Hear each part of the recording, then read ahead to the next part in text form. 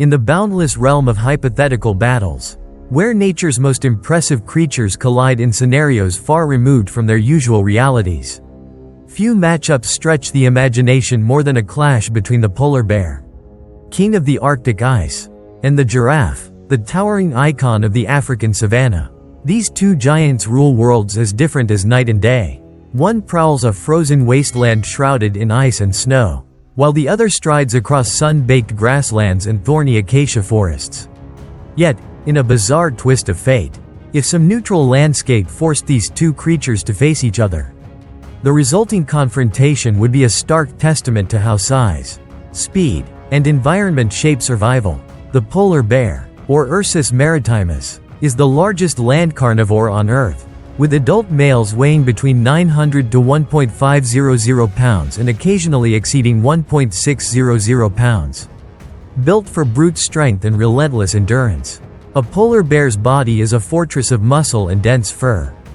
Beneath that fur lies a thick layer of blubber, providing insulation against the Arctic cold and acting as a natural cushion against bites and blunt forces. Their forelimbs end in massive paws, each equipped with 3-inch claws curved and sharp, designed to grip slippery ice and tear flesh. These claws, honed for disemboweling seals, can slice through muscle and bone with alarming efficiency. The polar bear's bite force, estimated at around 1.200 pounds per square inch (psi), is powerful enough to crush the skull of a seal or splinter the heavy bones of walruses. Add to this their ability to sprint at speeds of up to 25 miles per hour for short distances, and it becomes clear that the polar bear is a machine of raw power, capable of toppling large prey with a single explosive charge. In contrast stands the giraffe, or Giraffe camelopardalis, the tallest land animal on the planet. Adult males can tower up to 18 feet high, 5.5 meters, with some individuals even reaching 19 feet. Their long necks, supported by a specialized bone and muscle structure, allow them to browse on treetops, well above the reach of other herbivores. A fully grown giraffe can weigh between 2.500 to 4.000 pounds, dwarfing most carnivores. With spindly yet deceptively muscular legs, giraffes can gallop at speeds up to 35 miles per hour and, more importantly, deliver kicks capable of shattering a lion's skull or rib cage. Their hooves, often bigger than a dinner plate, strike with bone-crunching force. A single well-placed kick can kill or seriously injure a threat. Additionally, giraffes sometimes use their necks as clubs, engaging in a behavior called necking, where they swing their huge heads at opponents with surprising momentum. Though they're herbivores, giraffes are far from defenseless, and even lions must approach them with caution.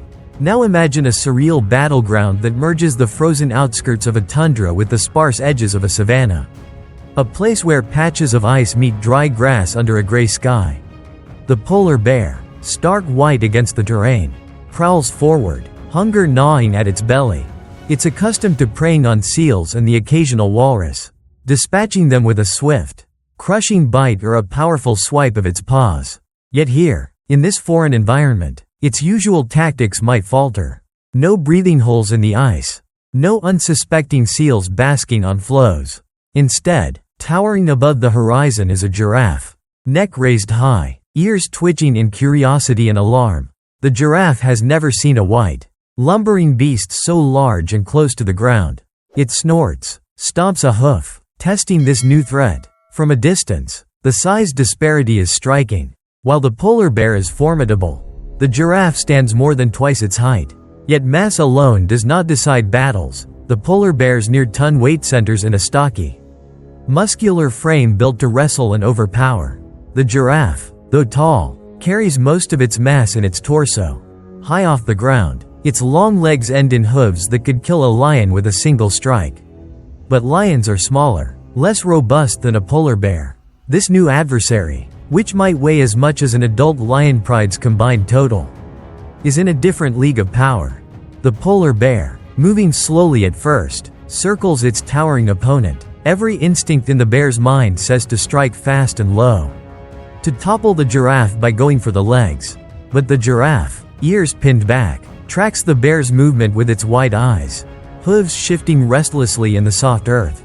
Should the bear manage to grip a leg and pull, the giraffe's immediate reaction would be to kick out, hooves lashing downward in a fatal stomp. The bear, thick-furred and blubber-protected, might absorb a glancing blow, but a direct hit from a giraffe's hoof could crack ribs or break limbs. Suddenly, the bear charges, shoulders rippling, claws splayed. This is the moment of truth. The giraffe, startled by the bear's explosive speed, tries to pivot and land a kick. The outcome hinges on a fraction of a second. If the bear dodges the kick and manages to hook its massive claws into the giraffe's hindquarters, it could drag the giraffe downward. If the giraffe's kick connects squarely, the bear could be sent sprawling, ribs snapped, breath knocked from its lungs. In a savage swirl of dust, fur, and scattered pebbles of ice, the two creatures collide. The giraffe's neck whips around, an instinctive motion it might use against lions. But the bear is far too short for such a strike to be effective. Instead, the polar bear lunges low, claws raking, jaws agape in a bone-crushing snap. If those jaws find purchase on a leg, the giraffe's flesh could tear under the bear's immense bite force. Blood, steaming in the cold air, spatters the ground, but the giraffe, eyes wide with panic and fury, kicks again, hooves connecting with the bear's flank. A thunderous crack. The polar bear roars in pain, forced to release its grip. For a moment, both creatures stand panting, each bleeding from wounds that would fell a lesser beast. The giraffe tries to distance itself, stepping sideways and slamming down another hammer-like hoof at the bear's skull. The bear dodges, jaws snapping at the giraffe's belly, teeth hooking on tough hide but not quite puncturing the vital organs. If the giraffe remains on its feet, its advantage is significant. Repeated kicks could eventually cripple the bear. However, if the polar bear can latch on and drag the giraffe to the ground, a tactic it might attempt by clinging to a leg or leaping onto the giraffe's back, it could deliver lethal bites to the neck, or even sever the spinal cord with a powerful swipe. The question becomes one of angles and timing. Can the giraffe land enough devastating kicks before the bear finds a critical grip? Picture the aftermath under a gray sky. The giraffe, flanks heaving, blood matted in its spotted coat, standing tall over a motionless white form in the dirt. Victory claimed by the superior reach and punishing kicks. Or, conversely, the polar bear, muzzle stained crimson, splayed claws still hooked into a collapsed giant. Triumph snatched by sheer force and a savage bite to the neck.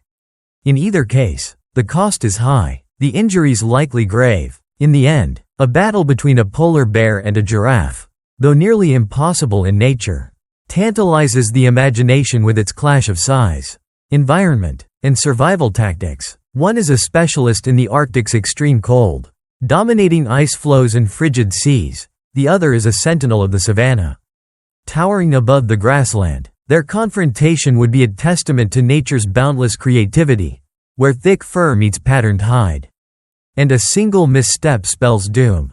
Even in a fantasy scenario, such a contest underscores a truth as old as the wild itself. In nature, every advantage is paid for in blood, and there are no guarantees, only the silent, ceaseless test of life against life.